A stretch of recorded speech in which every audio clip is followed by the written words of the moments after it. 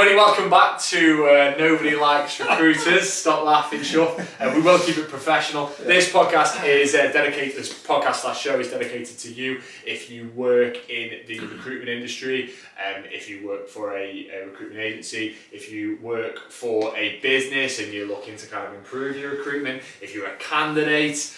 Lee and Steve both have years upon years of recruitment experience and plenty of valuable insight to provide. In this show today, we're going to be talking about how to ensure that your candidates not only turn up to interview, but stick with you through the process so you can give yourself the best opportunity of finding the right people for your business. All right, then, let's start. So this is kind of like a bit of a follow-on from a previous episode where we spoke about how like saturated the market is at the moment and how it's a candidate-led market, it's a candidate-driven market. So I assume then lots of companies are having this issue where they're trying to kind of, like, they've got lots of people.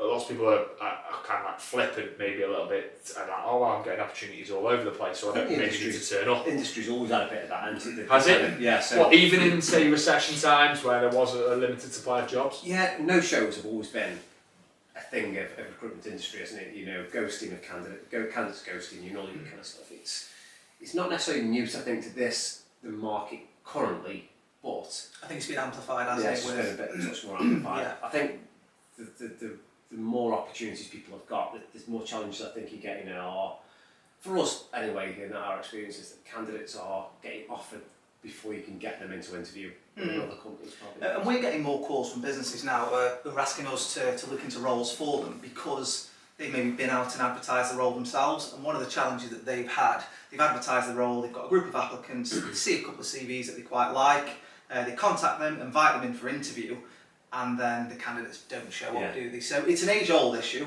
amplified a bit in the market at the moment, but it is something that's, you know, candidate ghosting's been going around for years and years. Yeah, and I think as well, you know, with the kind of, we talked about doing in a previous podcast, with the whole one-click apply, that's probably further exasperated kind of no-shows. Do you want to just provide a bit of context on what that is? Yes, yeah, good point. So the one-click apply process, I mean, it's essentially the job boards have made it really easy, really accessible for candidates to apply for jobs. So, you know, prior to kind of, I suppose, the kind of growth of mobile phones, you know, a lot of people would go and do it on a PC, and they would typically, I think they said, apply for maybe 4 to 5 jobs per sitting, whereas the candidate now, it was something daft, I can't remember the exact figure, it was between 30 to 40 jobs per sitting that they apply for, just because they can, quite simply from the phone, you know, just select opportunities, one-click apply, they don't have to tailor the CV in any way or anything like that. You know, it's already stored in there, it allows them to kind of ping that. Do you remember back in the day though, when you'd photocopy copies of your CV, you'd use sometimes a handwritten cover letter was what I was taught first of all. It was actually a big deal to apply for a job, wasn't it? Yeah. You'd sometimes go in and drop it off, you'd send it in a nice envelope, you'd mail it out. Now it's just so easy, candidates can bang, bang, bang, bang, bang, bang, bang. Yeah. So actually, that's a lot of banging. Yeah, that's a lot of banging. But I think as well, you know, even when you go back in the day, Keep it together. Yeah, Come on, it's been a good start. But back in the day, I think even at Phones for You, which is what knocking on, I could probably show our age now, 15 years or plus while we worked there internally. One of our KPIs at the time was actually show rate. So actually ensuring that we get a good quality and consistent quality candidate going out to the business. Yeah. But also as well that our candidates turn up, because the biggest frustration was wasted time. So if you've got an area manager that would book out a day out of his diary to be in a certain store at a certain time, if you had a look at candidates that didn't show, it was wasted time, productivity and stuff like that. So we were kind of taught from a really early age that show rate was a very, very important kind of KPI. So, and what's important to know is show rate is something that you can influence. You can have a direct impact. How so? Yeah. So on that role, basically, our job, it was almost like we held telephone interview after telephone interview, recruiting junior level salespeople for stores across the country. So in a day, we could do 20 to 30 different telephone interviews, and just the way that you communicate and interact with that person, the experience you give them, the way that you talk to them, how much information you give them on the role, how also... to put it really simply though, wouldn't it, and there's loads of metrics, buy-in, ultimately, you've got to have buy-in with your candidate and the company to be able to even want them to continue to talk to you, isn't it, in the end? And also, being able to identify that candidate is right for the business too. So it's having that recruitment skill as well of getting the candidates buy-in and identifying actually this person does want this job. They are serious about the opportunity. It is the right role for them, and then all in all they're more likely to come through. Because I think actually that's probably one of the biggest points is identifying those mismatches early on, because ultimately those mismatches become an issue if it is either affecting candidates showing up.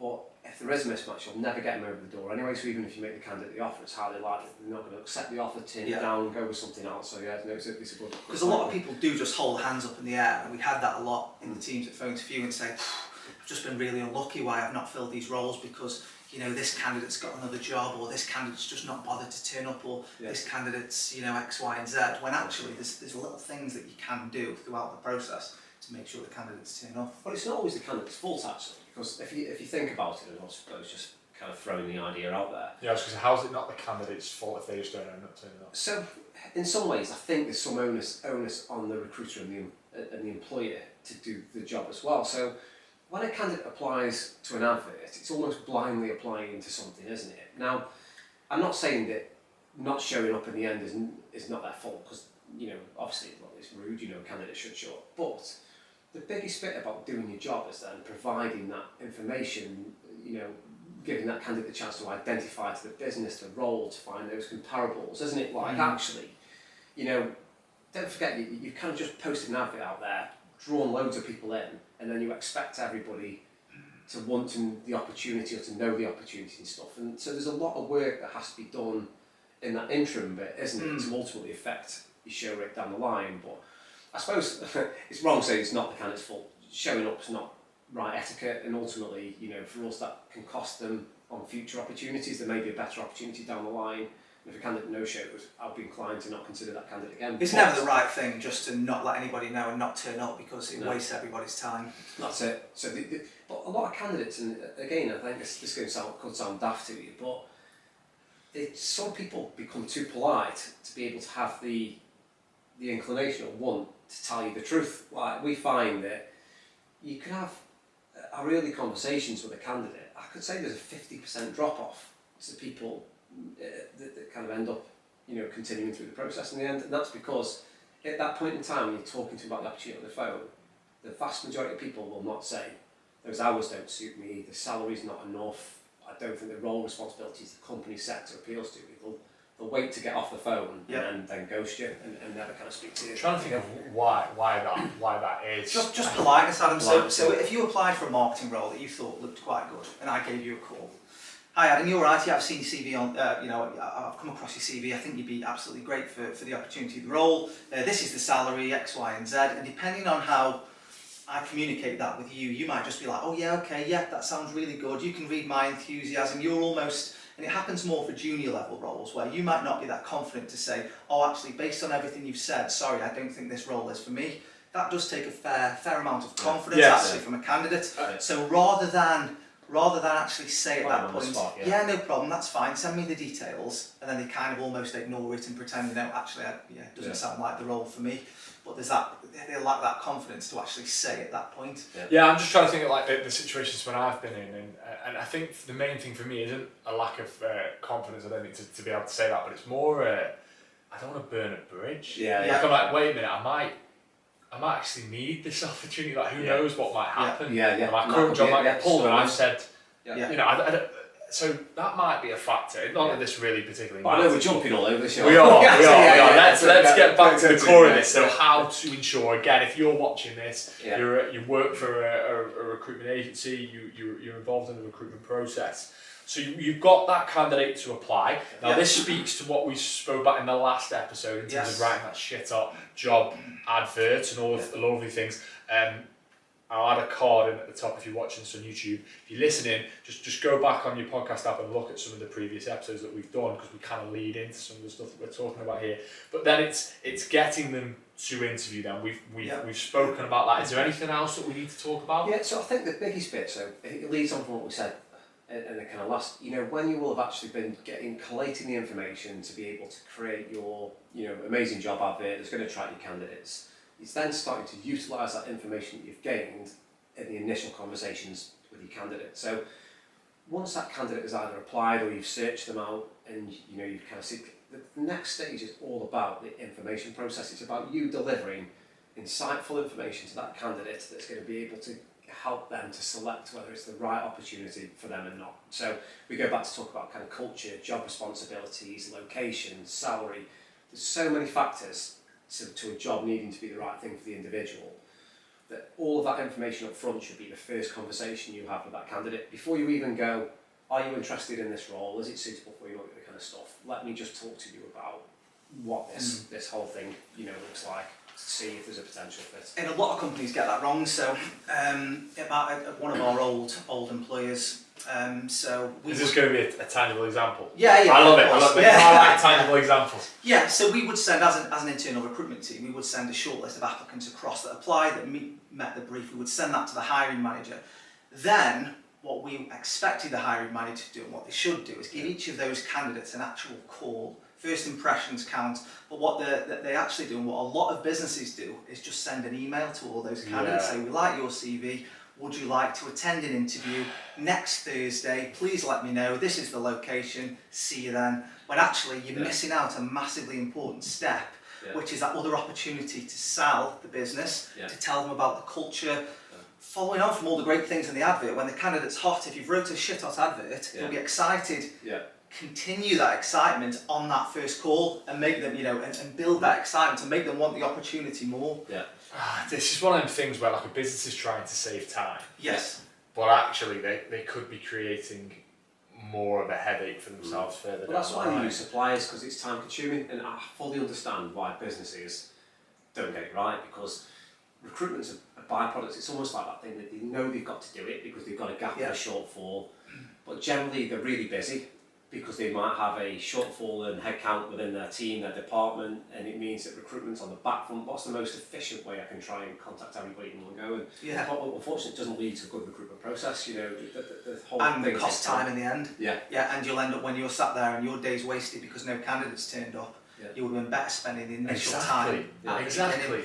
And just going actually a point before that, which is important to note.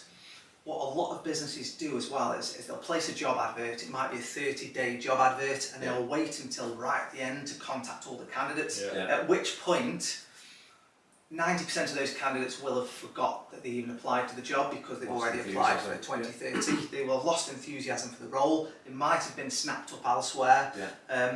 Contact them straight away, because that's when they'll be at the hottest and most interested in that opportunity. And the appreciation of timelines. Do you know, again, kind of Lee makes a good point.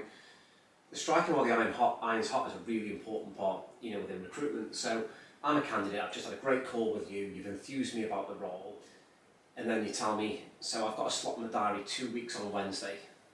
And you're probably going to go, all right then, I'll take that opportunity if it kind of fits with your schedule. But in that meantime, you've got 2 weeks of other people contacting you, other opportunities to change your heart, self-doubt, loads of other things start to creep in, and actually that massively affects your show rate. The kind of key thing is you've got a candidate, you're on the hook, they're enthused, they're looking forward to learning more about the organisation. Get them in ASAP, and start to build that relationship and rapport. And I think the reason why people start to tell us more, we don't really get no-shows. It's very, very rare we get a no-show. People will withdraw throughout the process, then we can let the hiring manager know that the person's no longer in the process. But the fact that they let us know is because they've built a relationship with us as an individual. So they feel like we've invested time, we've took time to understand them, get to know them, and all the other kind of stuff. And if your process is just transactional and an email, why would I email you? You should, out of courtesy and etiquette, but I've got no real relationship with an email, or kind of a limited 1 minute call when saying, can you just come in and see my business really? And it's all going back to this candidate-led market again. Candidates are applying for multiple jobs. They've got applications out there with different companies. They're going to be assessing you throughout the process.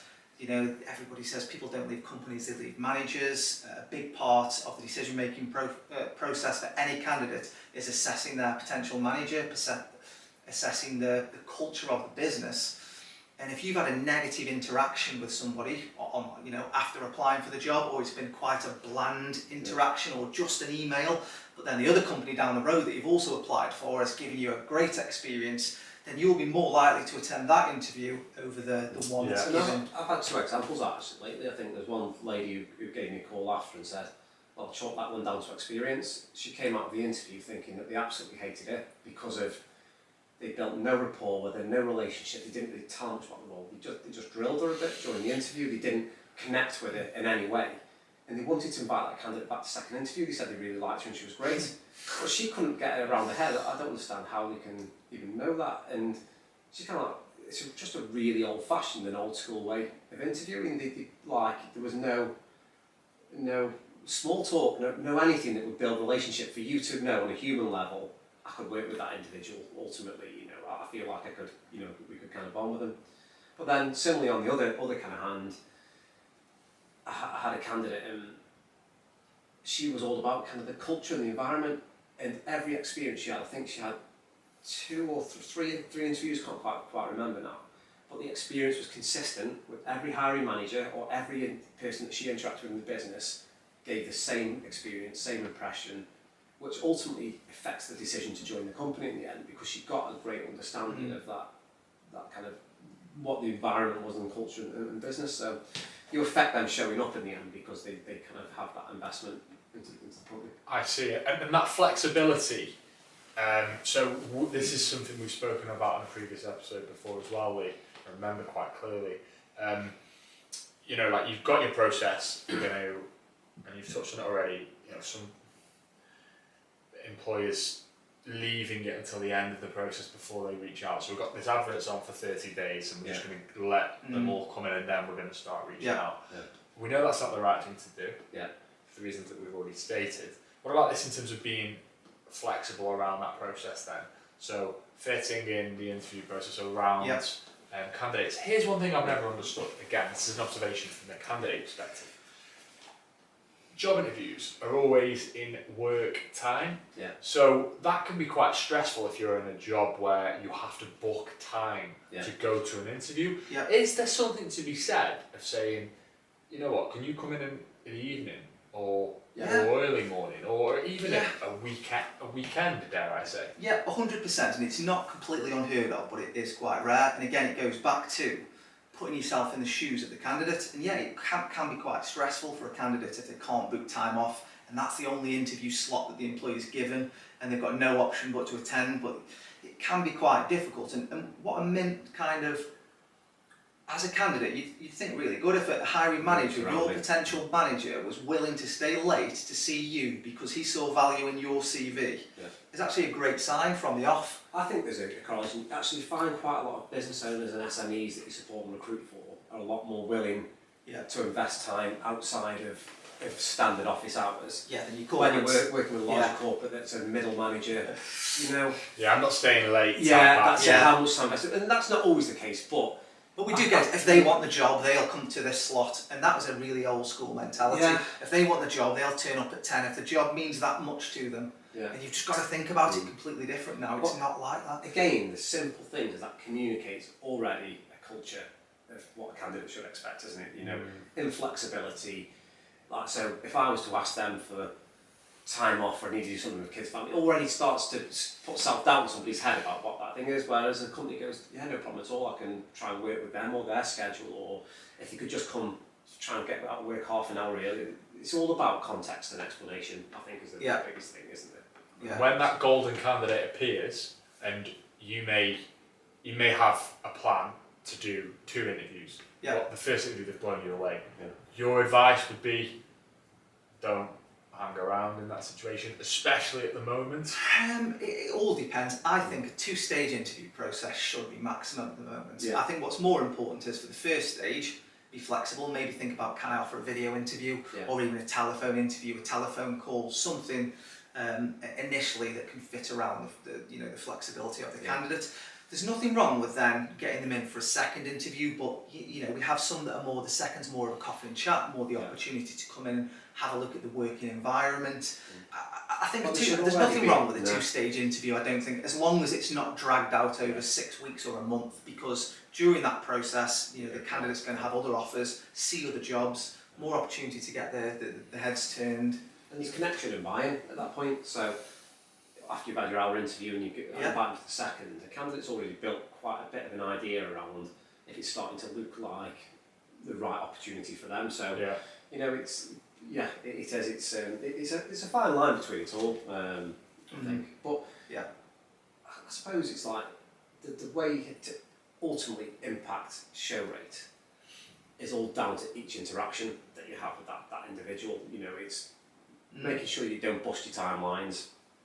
It's ensuring you build engagement. It's like anything, isn't it? Like, a kind of advertisement or product. It's like everything we are as people are looking to be engaged, engaged in something to ultimately want us to buy or whatever it is. And it's no different within a recruitment process, is it? And that's what we learned from Phones for You back in the day, because and it goes back to candidates' experience, every single candidate that applied, and we used to get hundreds of thousands of applications per year. Our day was spent telephone interviews back to back.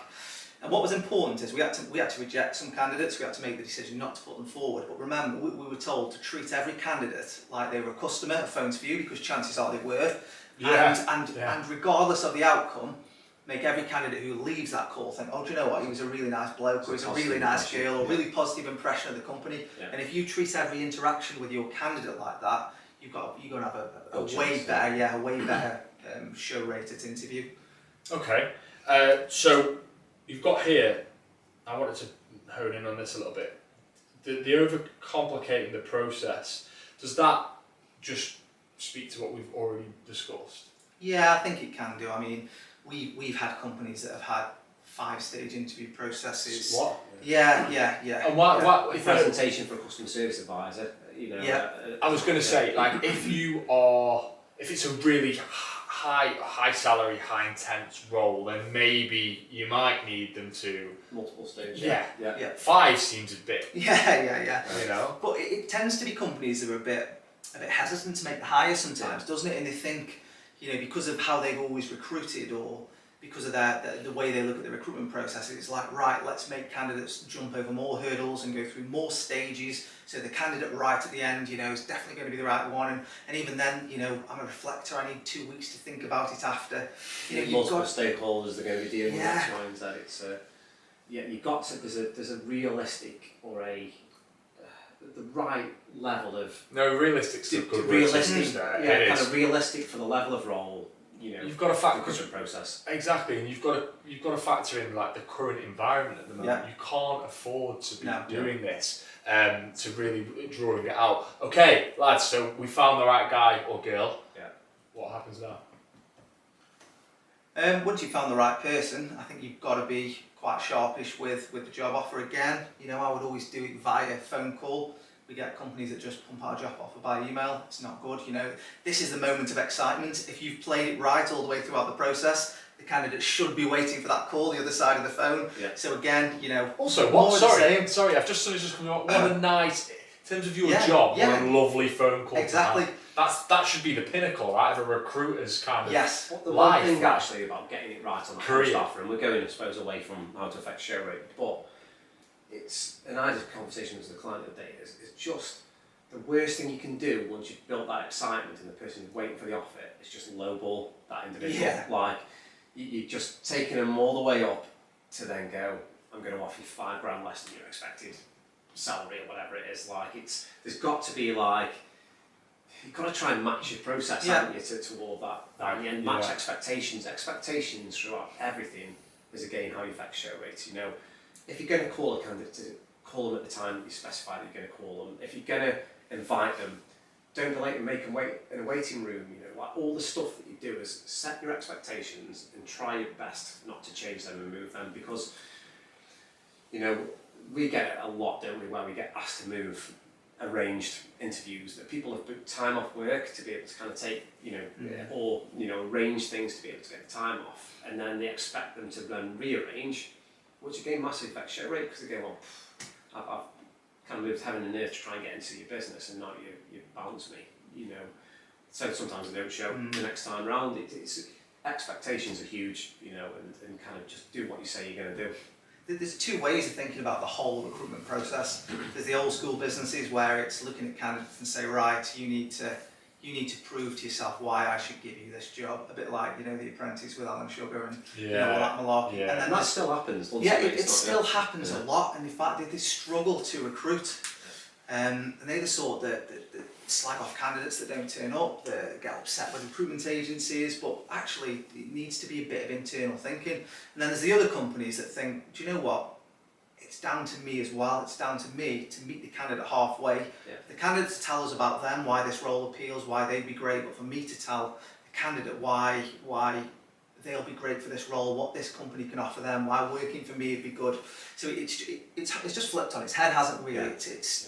It's just completely different now than I think it even was 4 or 5 years ago. Yeah. I think it's just a modern way of recruiting. Again, it's not rocket science, is it, right? It's ultimately about valuing and respecting people as individuals, respecting their time, you know, looking to make the right matches. It's not, you don't have to overcomplicate it, and I know I probably use that quite a bit, you know, it's like, don't sell something that it isn't, you know, because it quite quickly gets unearthed during the process. You know, sometimes a candidate comes in and... But important to say, with that, a candidate not turning up to interview or ghosting, it's a poor thing to do. There's no excuse. It doesn't take 2 minutes, does it, to write an email, to write a text.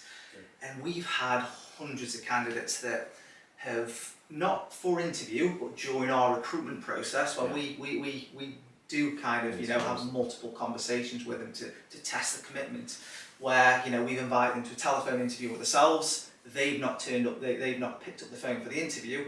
Fast forward 3 weeks and then they've applied for another role. And then when we speak to them and say, oh, you know, I wondered what was happening, because last time we'd agreed a time. Why was it? Oh, well, you know, the thing is, it will come back to bite you. And there's no excuse really, is there? No, not really. It's just courtesy, you know, of course. Especially there's one thing, you know, if you've been approached by a recruiter, I have multiple on LinkedIn, I'm not interested. Sometimes I might forget to respond and say, 9 times out of 10 I try and respond and say thanks, but no thanks. But there's one thing doing that, and there's another thing if you're actually organised to have a call with somebody for a job, and you know, you're just not turning up. But again, some really, really great advice. Any final thoughts to conclude on, boys? You know, you've already gone into lots and lots of detail. I just think respect the process, really. You know, don't look to rush it through or shoehorn your kind of recruitment. Otherwise, you will get those outputs of either poor hires or no-shows. Like, you've got to invest time into the dirty bit of it, you know, the bit of the multiple conversations, you know, the investing time talking about you, your business, your organization, all that stuff, mate. You just don't rush it. Like, you know, it's the most important thing you're ever going to do in your business. If you mess up your recruitment, then ultimately it causes you problems down the line. So it's, you know, put the right amount of time into it. And put the time in up front, spending that time, quality time, talking to your candidates when they've applied, when you've got the applications that you've paid for, you've done the advert, you've done a lot of the hard bits. Put that time up initially on that first interaction and save yourself time a week later when you're sat there and, you know, you're not having a load of no-shows to interview face to face. And when we've talked about it, I think I use the word quite a lot. Like, transactional. Do not make the process transactional. In some way, leave a positive impression to that candidate, regardless of the right or wrong for your organisation. How they should feel leaving the phone, that it was a positive interaction with that individual or your kind of business, and you can't get wrong, can you? Then. Agreed. As always, fantastic advice from you guys. Thanks a lot for listening and watching today. Remember to like, share, subscribe, leave your comments if you've got any questions. Also, the boys do run a recruitment agency, Logic, based in Stoke-on-Trent, but kind of serving the entirety of the United Kingdom. So if you do have any recruitment needs, get in contact with the lads. As always, thank you for watching. I'll see you again next time. Cheers.